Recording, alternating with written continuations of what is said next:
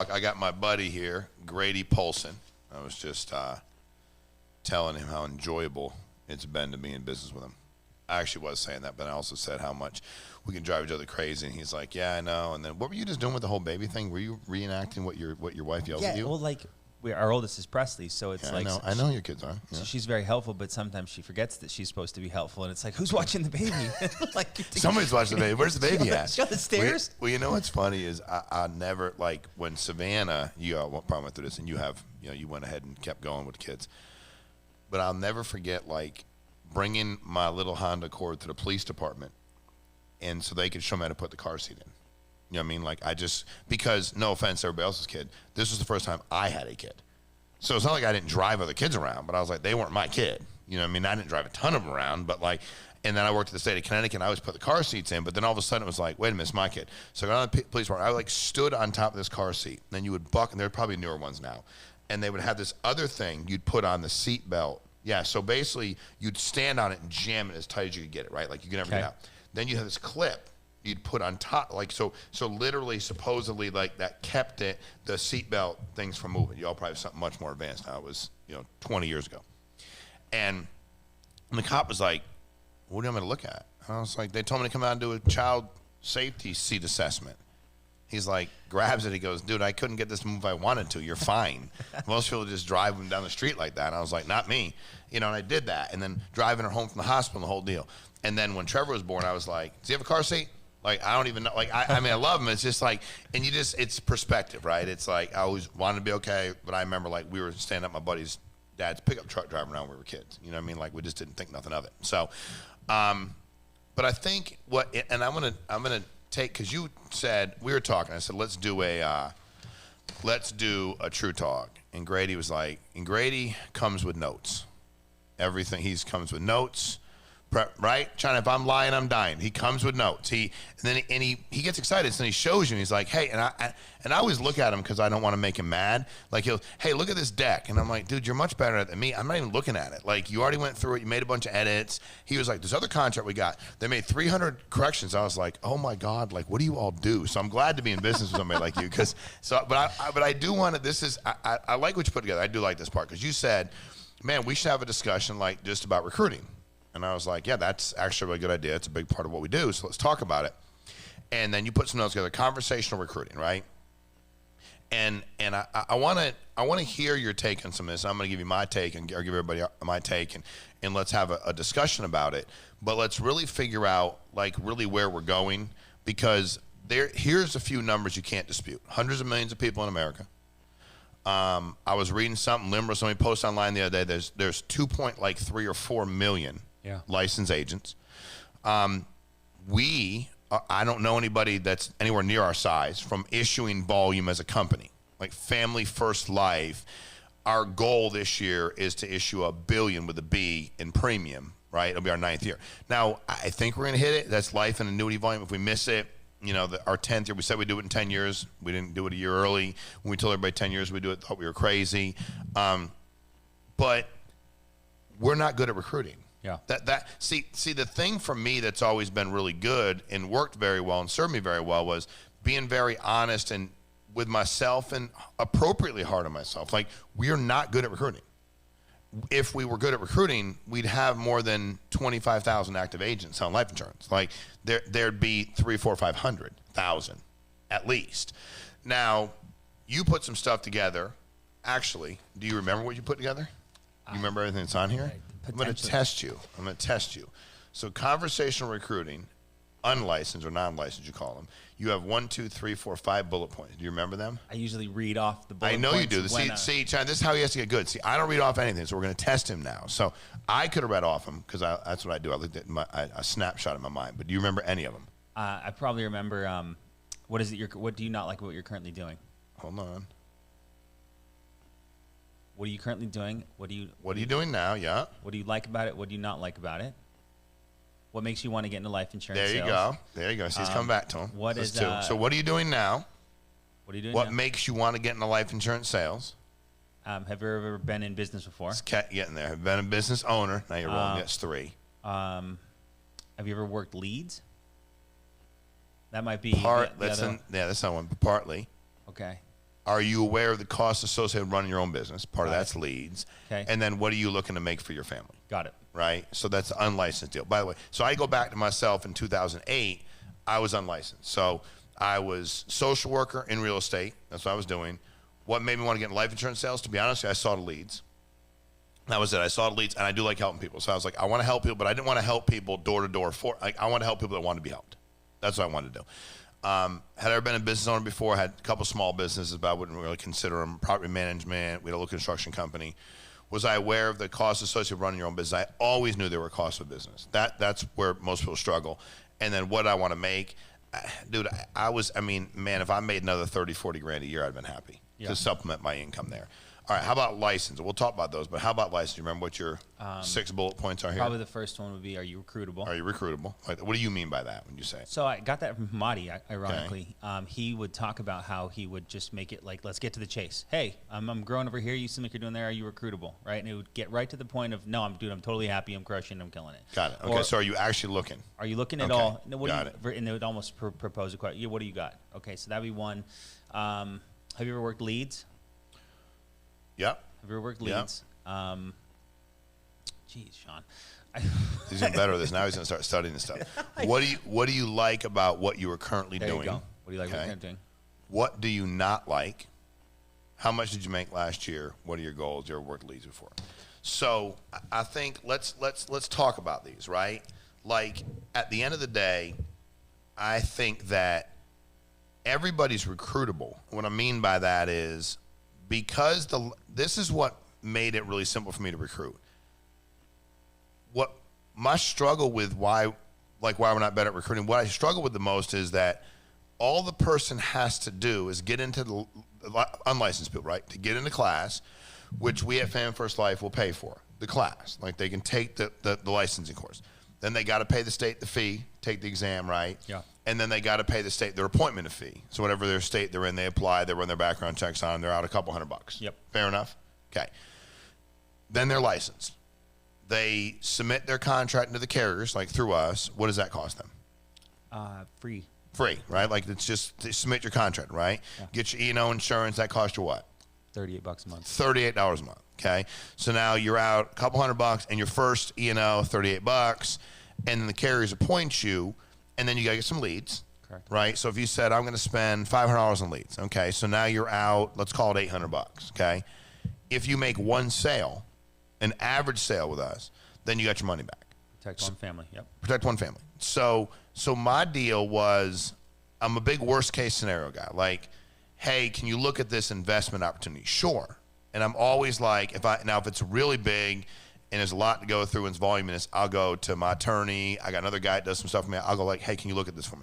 But what I always want to know for them is, if the world falls apart and the sky falls, what's the worst thing that happens to me? If I give you 400 grand, but it's a note and it's secured by something, and the worst thing is I get paid back over 3 years and I don't get an equity because the company falls apart, got it. If I'm giving you $1 million and it's really unsecured as unsecured gets, and here's the industry we're in, we feel pretty good about it, but if these three things change, this could happen. And then I wanted people to explain to me what were things that they couldn't foresee that would be a problem, right? So now give me things that you can't see them and articulate them, but you would have told people, if you'd ever told people, hey man, owning cinemas is going to be a problem. Like people aren't going to go to the movies. Well, you'd be like, that's weird. Or gyms. You'd be like, that make any kind of sense. Or chiropractors. But then COVID hits, right? So that was always my thing. So for us, you're opening your own business where if you literally help one family, you broke even and life is good. You go, hey, I didn't really like that. I didn't do nothing in the field that week. I really don't want to get more leads. I go, all right, man, hey, nice to know you. And if you want to write a policy on somebody you run into here and there, that's not going to make a living for you, but certainly you have a license. Have at it. I'm a big worst case scenario, and both too. So if you're licensed and you go, man, I'm licensed, I go, how's that working out for you? To your point, are you recruitable? Well, what compensation level are you at? See, if you're in the life insurance industry, life side, and you're getting paid under 100%, you should quit. I don't need to, by the way, you're independent. You don't need the idea that yes, I think our training's the best because we help more families than anybody else does. I get it. But even if we didn't have all the things that we have, even if we didn't have the lead platform and the training and all of those things, all things being equal, you're independent, you're really working on your own, thus you're independent. Why would you not take a higher comp? Outside of all the other things we offer. So for me, on the license end, what's the worst thing that can happen for you? Well, I'd have to, get contracted? Now, if you go, and I think this is a struggle for a lot of people, because I taught a lot of people that other people think aren't recruitable, right? Meaning, I'm talking to a guy right now, and he's making whatever he's making a year. Cool, he's making plenty of money. And I said, let me ask you something. How concerned are you about the structure of your business? He said, what do you mean? I said, well, your average agent's at a 50 to 60% compensation. They're going to keep quitting you and going somewhere else. He's like, that's all it is, a revolving door. I go, so you're making money right now, and do you, that's fine. But you're literally robbing Peter to pay Paul. You're rebuilding it literally every month, right? I said, are you emotionally exhausted by that? He's like, yeah, I build all these relationships with people, and then they're not even they're not here anymore. And they got to start all over again, and they're leaving to go somewhere else to get paid more. And I go, wouldn't you leave?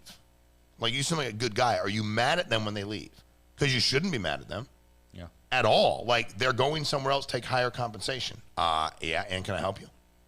So for me, I think a lot of times, Grady, people need you to help stand up for them and let them know it's going to be okay. Now, if there was massive fees and recruiting fees and membership fees and, you needed this. I worked at a company where they said, why is he not going to the training? I said, the training's $500. And they said, tell him to sell his furniture. I go, what? Tell him to sell his furniture. He doesn't need furniture. I go, dude, that's the dumbest thing I've heard. Stop. What are you talking about? There's no glory in not being able to survive. You go I'd live on the street. I would love all these millionaires that are on all these, I love them all, and I would do anything. It's bro, stop. Stop it. I'm not mad at you, but stop. And by the way, we probably know your story. Knock it off. You didn't live on the streets under some bridge somewhere. Yeah. You didn't eat what you wanted to eat on Thursday one time. Let it go. There's a lot of self-made people, but sometimes they take the sacrifice they've made and they blow them up into an awesome story. I've made a lot of sacrifices. I didn't sleep under a bridge. I've had a roof over my head. I found a way to have a car that ran. I could fix some of the stuff myself, some of it I couldn't, but I found a way to get a car that ran. I found a way to eat. Let's call it what it is. But at the end of the day, we're trying to stand up for people so they can change if you research, right? If you look at families and you take their income over the last 100 years, the income bracket they fit into, it's pretty eerily scary how predictable it is. Yeah. The chances, Grady, your dad did pretty well. And that's a good thing, right? That's good. And then you do pretty well and your kid's where you're at, but you take people, and it's not because they didn't go to the great schools. It's because nobody's ever educated them and or spoke life into them on a daily basis about things they can have because the people around them didn't have them. And rarely did people do that. Now, maybe there was an out if you go do this or go do that. I can remember being a kid, and I remember one of my friends was like, dude, if you don't play professional baseball, you ain't never going to make any money. You don't come from any money. And I was like, I was probably drunk when he said it, so I really didn't care. But I just was like, whatever. But it took me a while to go dude, that's not true. And then meeting people that had achieved and understanding where they came from. So from a recruiting standpoint, what do you think number one reason is people don't recruit, Grady? Number one reason. I work here, I got my license, I'm selling, I'm not selling, whatever, and I'm not recruiting. Why aren't they recruiting? I would say it's one, intimidation of what could happen and lack of confidence on their own skill set early on. I think that the people who do recruit are people who have achieved a level of success from production standpoint, and they've also had positive reinforcement from recruiting someone, getting them up and running, and they kind of understand the benefits. So we're kind of talking to this early subset of newer agents that just don't understand that it's totally okay to recruit and introduce people to do this. And, insurance being one of the most amazing professions in the history of business, it's a great thing to really reach out and put people into. Because I've done some things in the past that are three-letter acronym companies where I'm selling lotions and potions and stuff that in hindsight, I'm not proud of what I did. But in the time, it was paying my bills and it was putting food on the table and the products were good and the opportunity was what it was. But now I come here and I'm like, if I get someone plugged in, $800 investment to get their business started, and if you cross-reference that to say someone wants to start a job today, right? What's the timeline from starting job until first paycheck? Is it 5 weeks? Is it 3? Is it 2 weeks of training? It was a month for me when I got my job in the state of Connecticut. A month I didn't for get you. paid for 4 weeks. 4 weeks. And so we look here. We have guys that go from non-licensed to contracted in 2.5 weeks, who study real fast, they work real hard, they get up and running, they focus, and then you get your first deposit 24 to 48 hours. Americo can get done after that. I mean, we're talking about people becoming earning here within 3 weeks. So that's really kind of the thing. So if you're a new agent and you're lacking that confidence, understand what you have, understand what you're a part of. Dig into the YouTube university, dig into what this opportunity really is, other than something for you to kind of start and dip your toe in, because the people here that are successful are just like you. We've all come from nothing. We all started here at zero. Shawn at one point didn't have a license. Same with Grady, same with Andrew, same with Mark, same with Zach. We all at one point didn't have a license, and we came here and go, hey, I can do pretty well here for myself. I can grow as a person. I can do well for my family, and hey, it's pretty cool teaching other people how to do that. I think that's kind of the main caveat. If I'm fearful in recruiting, what is your advice to me?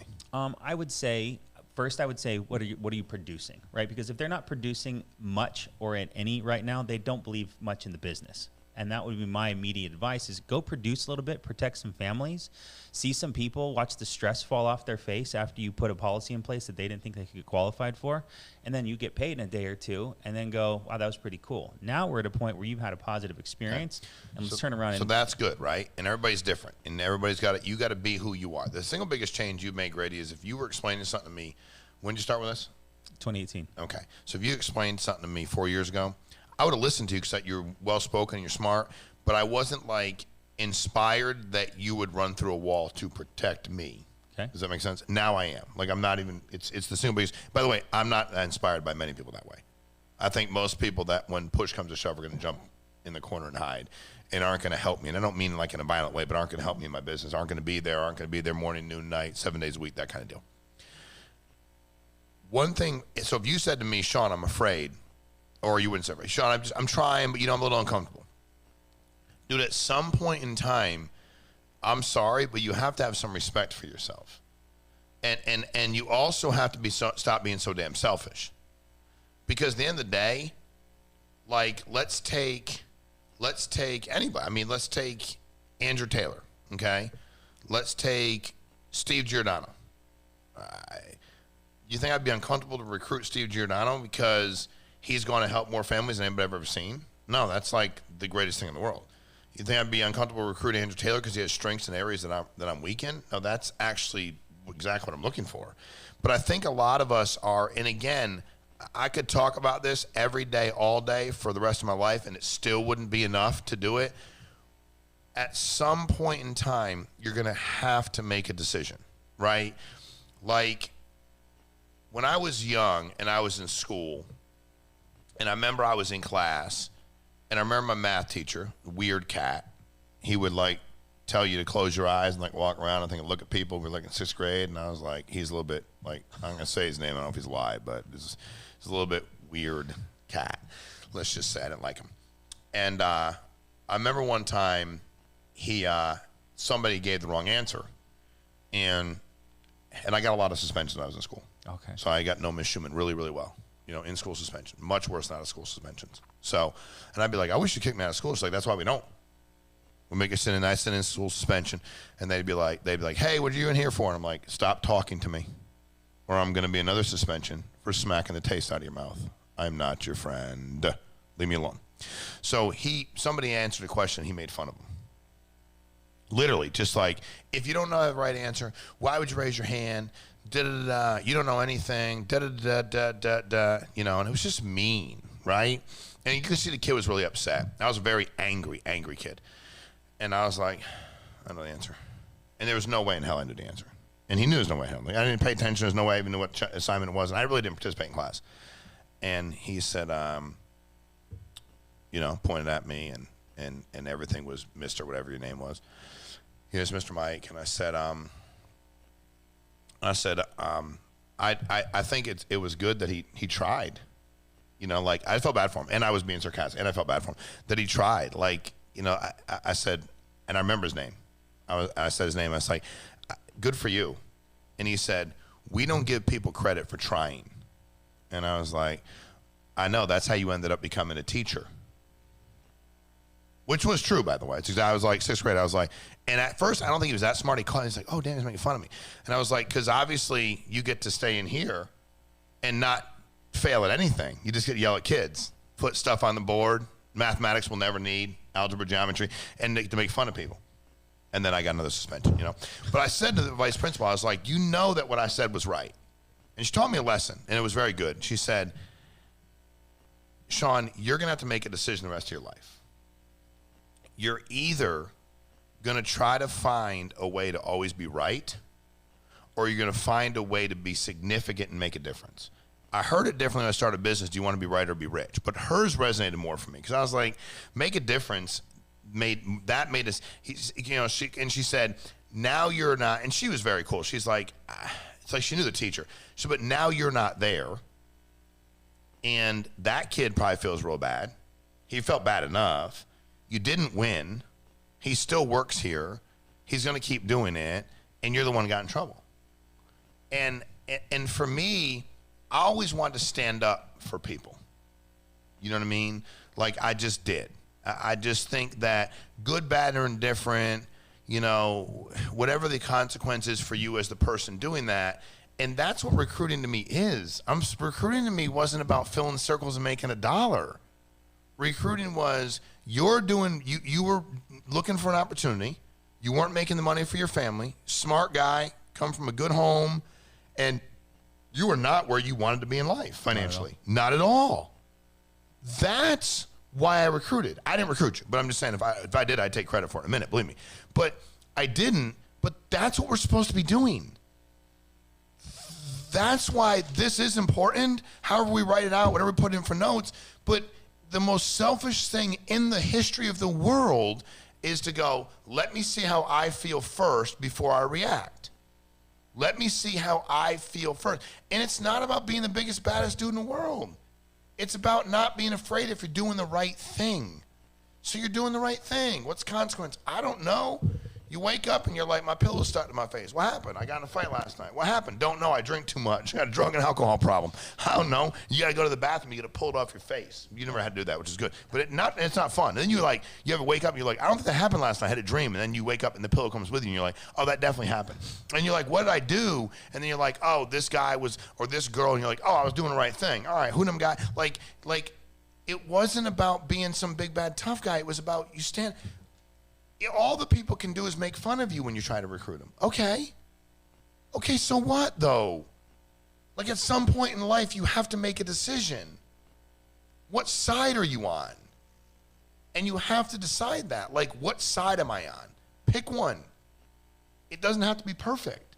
So Grady, I know in listening to you as you recruit and as you talk, like when you talk about how this has changed Cheerio's life, you speak about it with this because you know each other. I love everybody at FFL, but I've known Eric Anthony for 30-something years. I've known Eric Schmidt for 15. I've known Matt Walker for 15. I've known John Luzzy for 10. I knew them before there was a Family First Life. And because I did, this means something more to me. When Ethan McKinney sells a policy, dude, he's 19. And I coached him in basketball. And he graduated high school. And when I pull into my drive-thru, he's getting me, which is where I worked. My third job was McDonald's. I was ecstatic. I was like, he's working. He's out of high school. He's trying to figure his life out. He gets his insurance license, starts making sales.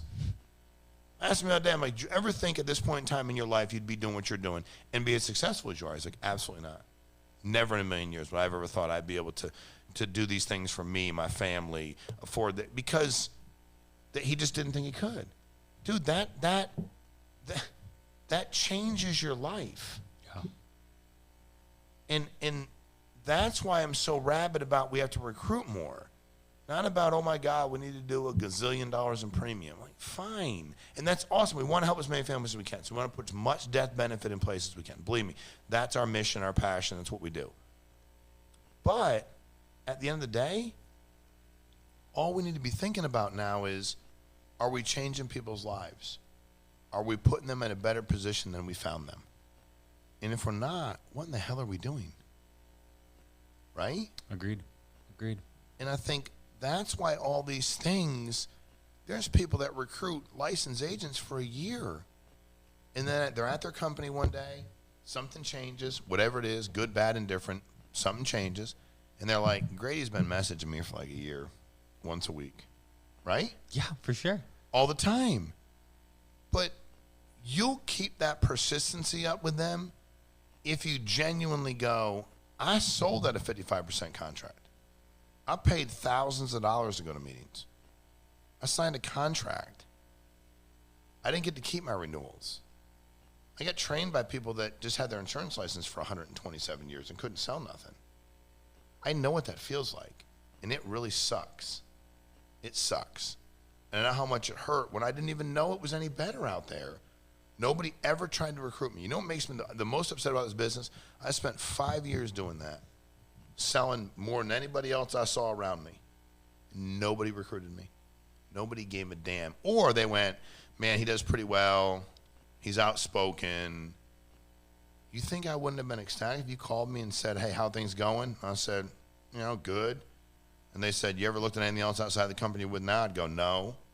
How you doing for you and your kids? I'd be like, here's what I'm doing. Here's what I'm making.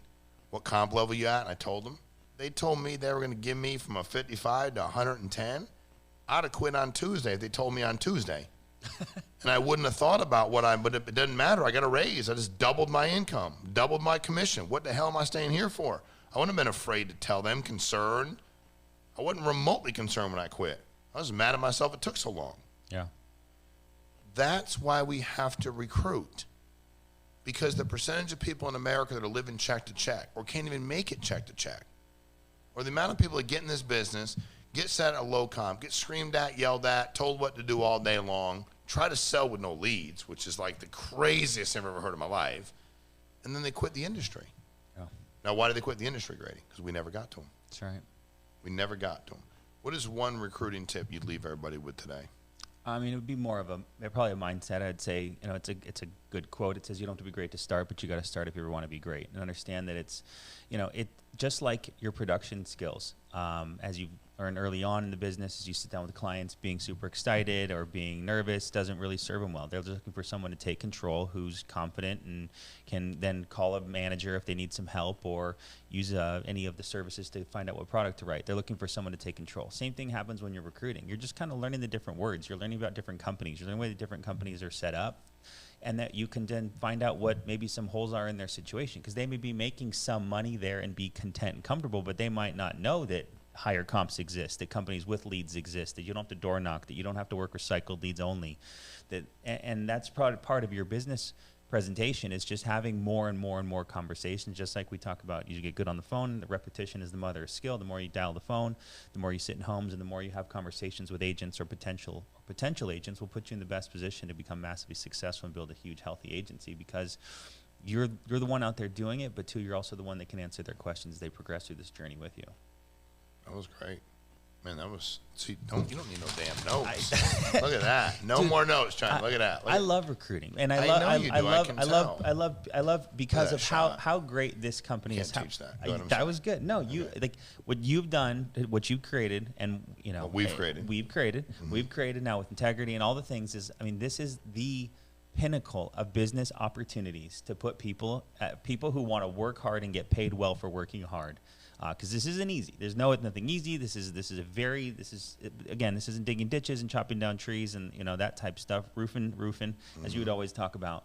But this is hard work from a skill set development business. And if you embrace that and you can have those healthy conversations with potential recruits to let them know that it's okay to become the best version of yourself. It's okay to be the most successful person that they know. It's okay to work harder than anyone in your family's ever worked and develop skills that you didn't believe you could develop, and go out there and make a great income by protecting people and then teaching others how to do the same. That's what we do here. And that's what's so fun about waking up each and every day and working hard at this company, is because, 2.3 million licensed, but then you look at the other side. I mean, how many people are between the ages of 18 and 84 that we could probably get licensed? It's 140 million people out there that could go get a license. And so it's just, there's a lot of potential for growth. There's a lot of potential clients, and it's exciting to be on this continual road of improvement, and also going out there and putting everybody in a better position. Great job, Grady. Appreciate it. Appreciate you. That was great work. Appreciate you guys.